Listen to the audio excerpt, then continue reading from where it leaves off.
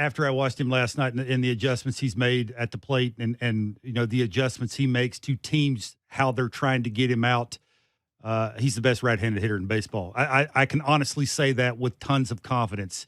The things that he did on balls in off the plate, the fastball that was 4 or 5 inches in off the plate, the human beings aren't supposed to be able to do that. Even if you're looking for it, to be able to have enough bat speed, to be able to have enough hip rotation, and that for me is the one big part of all of this, is whenever I'm going to choke up here a little bit because we're in a small area, but whenever his front foot hits the ground and he's in an athletic position, and it's basically, he doesn't get a tremendous amount of straight arm to where he has to, basically trying to jump start again. He's still got a little bend in it, but from the time the barrel gets from here to when he wants to make contact with the baseball, and then he has so much rotation in his hips, it's not a push.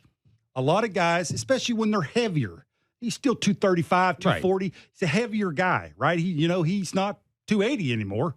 Right. He's 235, 240, and that's the reason why I thought he had to lose weight is, the rotation, he was doing that some of the time when he first got called up. Now he's doing that most of the time. And when you can have that much rotation in your hips to where that back hip is rotating the way it is and it's not a push, that's where, because a lot of guys, when they push, and I was one of those guys, a lot of guys that push, especially who are bigger, tend to have barrel drag.